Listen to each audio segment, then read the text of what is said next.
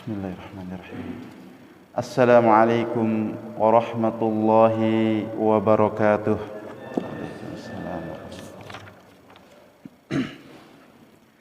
Alhamdulillahi ala ihsanih wa syukru lahu ala taufiqihi wa amtinanih. Asyhadu an la ilaha illallah wahdahu la syarika lahu ta'ziman li sya'nih. Wa asyhadu anna Muhammadan abduhu wa rasuluhu da'i ila ridwanih. Allahumma salli wa sallim ala nabiyyina Muhammad wa ala alihi wa ashabihi wa ikhwanih. Allahumma bika asbahna wa bika amsayna wa bika nahya wa bika namutu wa ilayka an-nusyur. Asbahna ala fitratil Islam wa ala kalimatil ikhlas wa ala dini nabiyyina Muhammadin sallallahu alaihi wasallam wa ala millati abina Ibrahim hanifan muslima wa ma kana minal musyrikin. Alhamdulillah, segala puji hanya milik Allah Subhanahu wa taala. Semoga kita menjadi hamba Allah Subhanahu wa taala yang pandai bersyukur, yang dengan syukur itu menjadi sebab Allah memberikan keberkahan pada harta kita, yang dengan syukur itu Allah Subhanahu wa taala memberikan tambahan rizkinya. Kemudian salawat dan salam kita haturkan kepada baginda Nabiul Mustafa Muhammad sallallahu alaihi wasallam. Juga salawat ini kita sampaikan kepada keluarganya, para sahabatnya, para tabi'in dan tabi'ut tabi'in, serta orang-orang yang senantiasa istiqomah di atas petunjuk Rasulullah hingga yaumul qiyamah. Jamaah salat subuh rahimani wa rahimakumullah. Pada subuh hari ini kembali kita lanjutkan kajian kita membahas ayat-ayat Allah Subhanahu wa taala.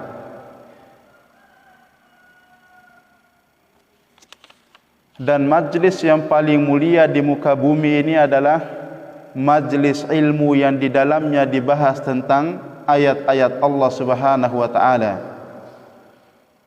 Dikatakan bahwasannya fadlu kalamillah ala sairil qaul, keutamaan firman Allah Subhanahu wa taala di atas seluruh perkataannya, di atas seluruh perkataan manusia,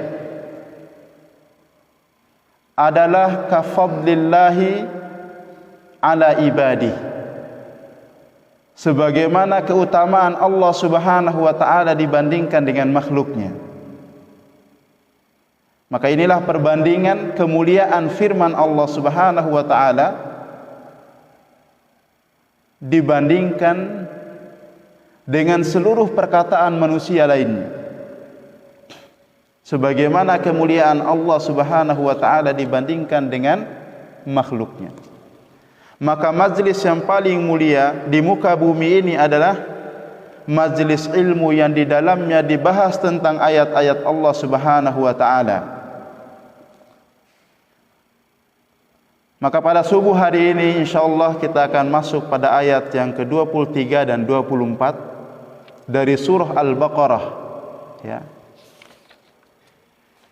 Kita mengkaji tafsir yang ditulis oleh Imam Ibnu Katsir rahimahullahu taala.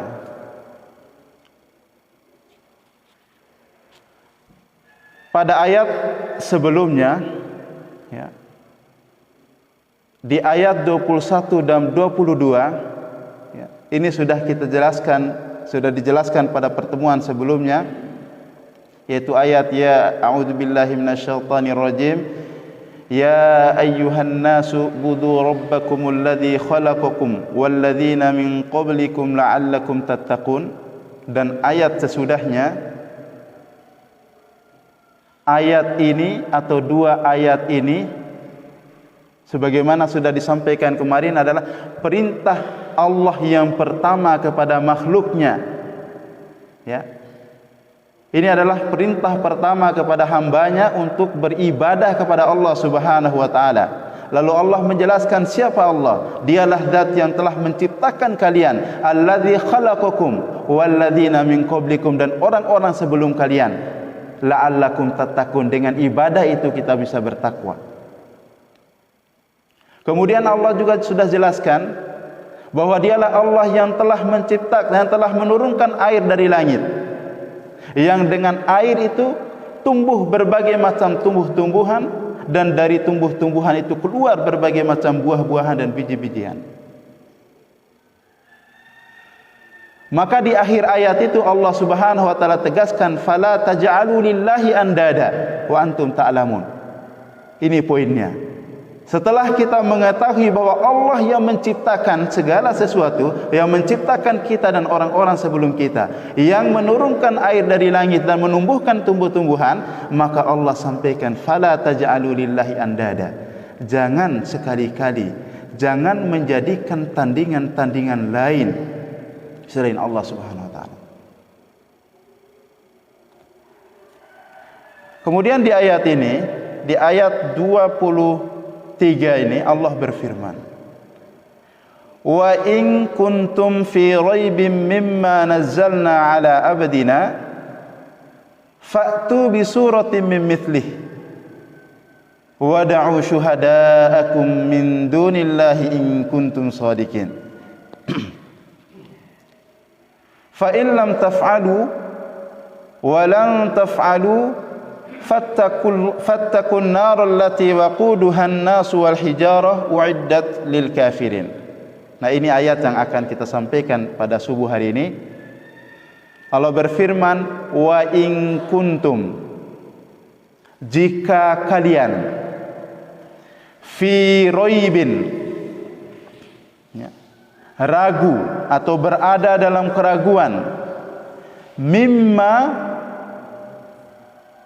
dari apa, nazalna, yang kami turunkan, ala abadina, kepada hamba kami, fa'tu bi suratin min mithlih, maka datangkanlah atau buatlah satu surat yang serupa dengannya, wad'u syuhada'akum, dan panggillah penolong-penolong kalian, min dunillah, dari selain Allah, in kuntum shadiqin, jika kalian itu benar. Fa in lam taf'alu, jika kalian tidak mampu membuat ayat yang surah yang serupa dengan Al-Quran, walan taf'alu, dan sekali-kali kalian tidak akan sanggup untuk membuatnya, fattakullah, maka takutlah, fattakun nar, maka takutlah kalian kepada siksaan api neraka, allati waquduhan nas wal hijarah, yang bahan bakarnya adalah manusia dan batu, uiddat lil kafirin, yang disiapkan untuk orang-orang kafir. Jamaah salat subuh rahimani wa rahimakumullah, ya.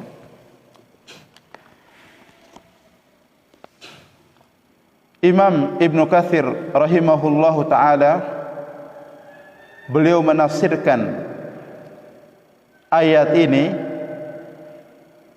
ya. Thumma syara'a ta'ala fi taqririn nubuwah ba'da an qarrara annahu la ilaha illahu. Kemudian Allah Subhanahu wa ta'ala dalam ayat ini menetapkan an-nubuwah, kenabian Rasulullah sallallahu alaihi wasallam, ba'da an qarrara annahu la ilaha illallah, setelah Allah menetapkan bahwa tidak ada Tuhan, tidak ada ilah, ya, yang berhak diibadahi dengan benar kecuali Dia. Faqala mukhatiban lil kafirin, kemudian Allah Subhanahu wa taala berfirman atau berkata kepada orang-orang kafir, ya. Jadi di dua ayat sebelumnya itu ada penetapan tentang la ilaha illallah atau terkait dengan syahadat la ilaha illallah, yaitu ayat 21 dan 22 itu. Karena di sana kita disuruh beribadah kepada Allah, kemudian dilarang berbuat syirik atau menyembah selain Allah Subhanahu wa taala. Ya. Kemudian di dua ayat ini hubungannya sebagaimana kata Syekh Utsaimin rahimahullah, ini hubungannya dengan syahadat yang kedua, yaitu asyhadu anna Muhammadar Rasulullah. Maka para ulama tafsir menyebutkan ayat ini adalah bagian dari bentuk penetapan Allah Subhanahu wa taala tentang kenabian dan kerasulannya Muhammad sallallahu alaihi wasallam. Apa hubungannya? Nah, perhatikan ketika Allah berfirman kepada orang kafir, ya. In kuntum fi raibin, ini ditujukan kepada orang kafir. Kalau kalian itu ragu mimma nazzalna ala abdina, terhadap ayat atau apa yang kami turunkan kepada hamba kami, maksudnya adalah Al-Quran, ya. Allah berfirman kepada orang kafir, kalau kalian itu ragu terhadap Al-Quran yang Allah turunkan ala abdina kepada hamba kami, ya. Para ulama tafsir menafsirkan kalimat hamba di sini maksudnya adalah Nabi Muhammad sallallahu alaihi wasallam. Ya. Dan ini penyebutan hamba kepada Rasulullah sallallahu alaihi wasallam, ya. Sebagaimana penjelasan sebagian ulama tafsir bahwasannya ini untuk, ya, memberikan penekanan kepada kita bahwa beliau sallallahu alaihi wasallam itu adalah hamba ciptaan Allah yang tidak berhak diibadahi. Sebagaimana ada sebagian orang yang berlebihan sampai pada tingkat penyembahan. Jadi Allah Subhanahu wa taala juga ingin menegaskan bahwa beliau itu adalah hamba. Ya. Sebagaimana yang dikatakan oleh Rasulullah, sebagaimana yang terdapat dalam Al-Qur'an juga, innama ana basyarum mitslukum, saya ini adalah manusia biasa seperti kalian. Apa maknanya? Ya, tidak berhak untuk disembah. Ya. Maka di sini Allah Subhanahu wa taala menyebutkan abdina, hamba kami. Ya. Dan ini banyak dalam Al-Qur'an. Jemaah sekalian, salah satu kemuliaan Nabi kita Muhammad sallallahu alaihi wasallam, ya, di mana Allah ketika memanggil beliau itu tidak pernah sekalipun dipanggil namanya. Ini luar biasa kemuliaan Nabi kita Muhammad sallallahu alaihi wasallam. Beda dengan nabi-nabi yang lain. Nabi Muhammad ini, Nabi Muhammad sallallahu alaihi wasallam tidak pernah dipanggil namanya oleh Allah, tidak pernah disebut namanya Muhammad dalam panggilannya. Beda dengan nabi-nabi yang lain. Nabi Adam misalnya itu langsung disebutkan namanya. Ya Adam, uskun anta wa zawjuka fil jannah. Wahai Adam, tinggallah engkau dan istrimu di surga. Kepada Nabi Nuh, ya Nuh, ihbit bisalam. Wahai Nuh, ini langsung disebutkan wahai Nuh. Ihbit bisalam. Turunlah engkau dari perahumu itu dengan selamat. Begitu juga beberapa nabi-nabi yang lain yang Allah Subhanahu wa taala panggil dan langsung disebutkan namanya. Beda dengan nabi kita yang mulia sallallahu alaihi wasallam. Kadang disebut ibadi, hambaku. Kadang disebut ya ayyuhar rasul, wahai Rasulullah. Di ayat lain disebutkan ya ayyuhan nabi, wahai nabi. Dalam semua seruan Allah dalam Al-Qur'an ini tidak pernah Allah langsung menyebut nama beliau dalam seruannya. Adapun penyebutan nama Muhammad di beberapa ayat itu tidak berbentuk seruan dan panggilannya. Tapi kalau berbentuk seruan atau panggilannya, maka tidak pernah sama sekali Allah menyebutkan langsung namanya. Ini diantara penjelasan ulama, salah satu keutamaan dan kemuliaan beliau sallallahu alaihi wasallam. Kemudian apa yang Allah katakan di sini? Wahai orang kafir, kalau kalian ragu terhadap kebenaran ayat Al-Quran yang Allah turunkan kepada hamba, kepada Muhammad sallallahu alaihi wasallam, ini maksudnya apa perintah Allah? Fa'tu bi suratin min mithli. Buatlah satu surat yang serupa dengan Al-Quran. Ya, maka ini adalah bentuk tantangan yang Allah buat kepada orang-orang kafir. Tantangan semacam ini itu ada banyak dalam Al-Quran. Ya, tantangan yang Allah buat itu ada banyak dalam Al-Quran. Ya. Dan yang paling banyak tantangan itu ketika di periode Makkah. Ya. Ada sekitar 4 ayat yang Allah Subhanahu wa taala buat untuk menentang orang-orang kafir pada saat itu, agar mereka bisa membuat satu ayat yang serupa dengan Al-Quran, membuat satu surah yang serupa dengan Al-Quran, membuat 10 surah ya, yang serupa dengan Al-Quran.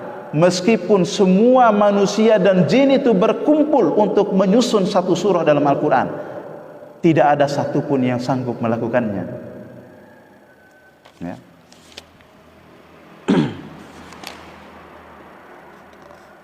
Kemudian Allah berfirman, wad'u syuhada'akum, untuk membuat surat-surat yang serupa dengan Al-Quran itu, fad'u syuhada'akum, silakan kalian panggil penolong-penolong kalian. Ya. Siapa yang dimaksud dengan penolong-penolong di sini? Ya.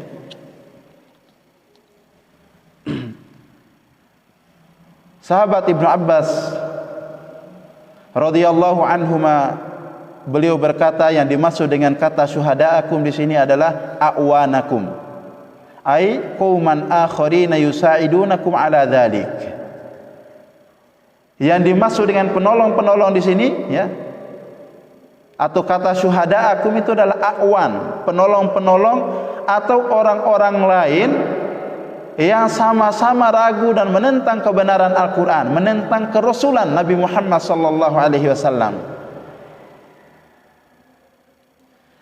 Kemudian ada juga yang menafsirkan yang dimaksud dengan penolong-penolong di sini atau syuhada'akum di sini adalah Tuhan-Tuhan yang kalian sembah. Silakan kumpulkan semua, panggil ke sini, suruh buat satu surat yang semisal dengan Al-Quran. Ya.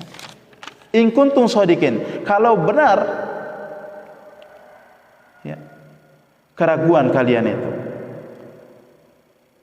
maka Allah Subhanahu wa taala katakan di ayat yang ke-24, fa illam taf'alu, jika kalian tidak mampu membuatnya satu surat yang semisal dengan Al-Quran, walan taf'alu, dan selamanya kalian tidak akan mampu membuatnya.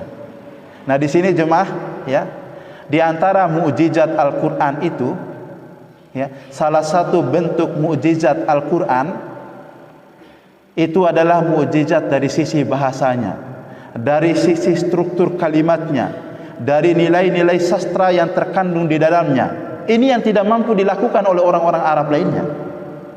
Al-Quran bahasa Arab ya. Orang-orang Quraisy memiliki ya, nilai sastra yang tinggi dalam bahasa mereka, tapi tetap saja tidak pernah mereka sanggup untuk menandingi nilai sastra yang ada dalam Al-Quran. Ini juga yang perlu kita tadaburi, betapa tingginya nilai bahasa, tata bahasa, makna kalimat, struktur kata yang Allah gunakan dalam Al-Quran, sehingga tidak ada satupun yang mampu membuatnya seperti Al-Quran itu. Ya. Maka Allah di sini katakan walan taf'alu, selamanya kalian tidak akan sanggup melakukannya. Di sini ada dua kata yang digunakan Allah, kata lam, fa illam taf'alu. Ada kata lam. Yang kedua ada kata lan. Ya, lam dan nun, lan. Ada perbedaan makna, kandungan makna dari dua kalimat ini. Kalau kata lam artinya sekarang dia tidak bisa. Bisa saja besok dia bisa melakukannya. Maka itu Allah katakan di kalimat pertamanya, fa illam taf'alu, kalau engkau tidak mampu membuatnya. Ya. Di sini seolah-olah memberikan harapan kepada mereka bahwa ya, suatu saat kamu akan mampu melakukannya. Tapi di kalimat yang berikutnya Allah tegaskan, walan taf'alu, ada kata lam. Maknanya di sini adalah selamanya. Ya, selamanya kalian tidak akan pernah mampu membuatnya. Ini makna kata lam di sini. Maka sampai kiamat tidak akan ada orang yang sanggup membuatnya. Ya. Meskipun seluruh manusia dan jin itu berkumpul. Ya. Sebagaimana dalam surah Al-Isra ayat 88. Allah sebutkan, ya, meskipun berkumpul seluruh manusia dan jin, lalu mereka berusaha untuk menyusun satu surah, mereka tidak akan mampu. Maka di sini Allah sebutkan walan taf'alu, kalian tidak akan mampu melakukannya. Maka kalau tidak mampu lakukannya, Allah tawarkan fattakun nar. Ya. Maka takutlah terhadap siksaan api neraka. Dengan cara apa? Sebagaimana disebutkan oleh Imam Ibnu Katsir, ya, cara untuk takut kepada neraka itu adalah dengan beriman kepada Allah, beriman kepada Rasulullah, beriman terhadap Al-Quran, dan beriman dengan rukun-rukun iman lainnya. Itu syaratnya. Ya. Fattakun nar allati waquduhan nas wal hijar uiddat lil kafirin. Takutlah kepada api neraka yang bahan bakarnya adalah manusia dan batu yang Allah siapkan untuk orang-orang kafir. Jadi jemaah sekalian, sekali lagi bahwa bentuk mukjizat Al-Quran itu adalah salah satunya itu dari sisi bahasanya. Ada banyak sekali, ya, kehebatan bahasa yang Allah gunakan dalam Al-Quran, pilihan kata yang Allah gunakan dalam Al-Quran, sehingga tidak ada satupun manusia itu yang mampu, ya, mengalahkannya. Tidak ada satu manusia pun yang mampu membantahnya. Tata bahasanya juga begitu. Ada orang yang buat 20 kesalahan tata bahasa dalam Al-Quran. Dia lupa kalau tata bahasa itu diambil dari Quran. Orang menyusun grammar dalam bahasa Arab itu, patokan utamanya itu Al-Quran. Dari Al-Quran lah disusunlah tata bahasa itu. Kemudian dia berani menyusun satu buku yang berjudul 20 kesalahan tata bahasa dalam Al-Quran. Ya. Dia ukur benda menggunakan penggaris, ya. Lalu setelah dia mengukur benda menggunakan penggaris, yang disalahkan penggarisnya. Maka ini adalah tidak masuk akal. Dan diantara kehebatan kalimat yang Allah gunakan, yang Allah pilih dalam Al-Quran, misalnya seperti lafaz la ilaha illallah, ya. Dan ini juga menjadi kalimat tauhid, ya, kalimat pembuka pintu surga, kalimat penentu diterimanya amal perbuatan manusia, penentu nasibnya nanti di akhirat, itu adalah kalimat ini. Kalimat yang paling mulia, kalimat yang paling utama. Ya. Jika satu kalimat yang kita ucapkan la ilaha illallah ini dengan penuh keyakinan dan keimanan kita, maka dia nanti di akhirat jauh lebih berat dalam timbangan ketimbang dunia dan isi-isinya. Ini luar biasa. Kalimat ini jemaah sekalian, Allah pilihkan semua huruf di dalamnya itu bisa diucapkan meskipun tidak digerakkan kedua bibir kita. Ya. Nanti mungkin di rumah dipraktekkan itu. Ya. Benar enggak kalimat la ilaha illallah mampu diucapkan dengan lafaz yang sempurna tanpa harus menggerakkan kedua bibir? Ya. Nanti bisa dipraktekkan. Ya. Tidak menggerakkan dua bibir, tapi kita mampu membunyikan kalimat la ilaha illallah hanya dengan menggerakkan lisan kita tanpa kedua bibir kita.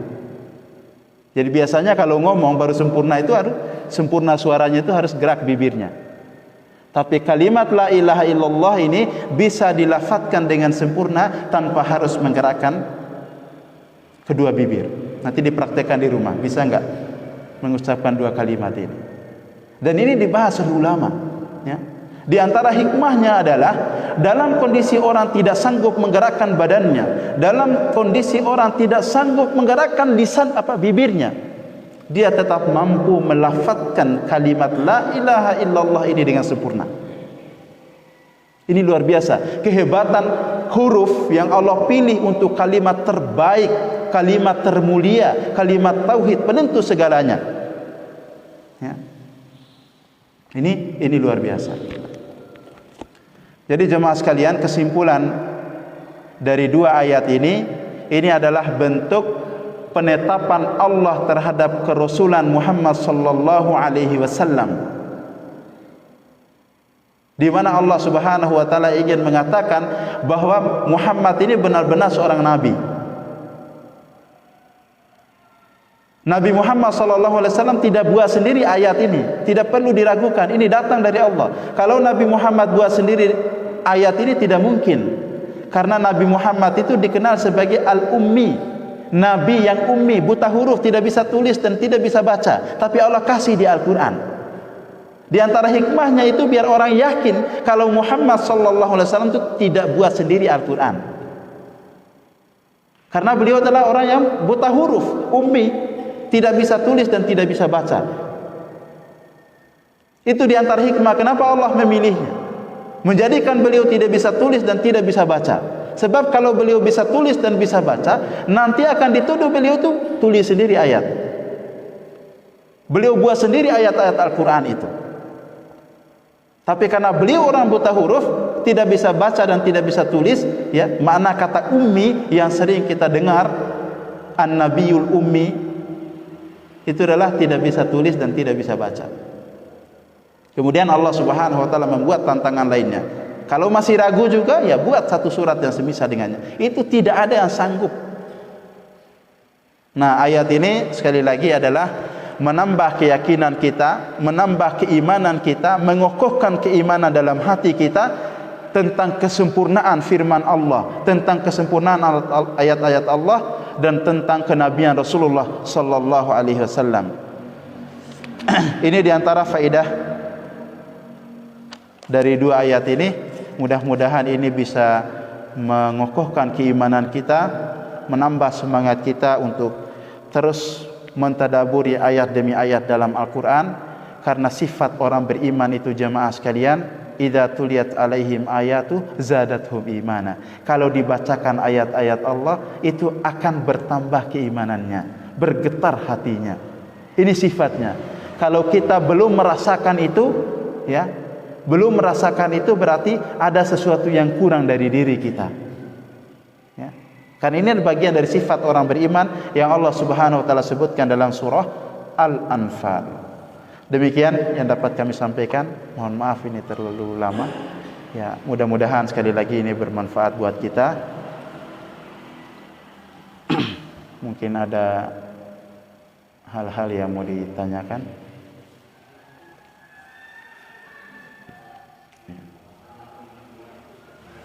Waalaikumsalam warahmatullahi wabarakatuh.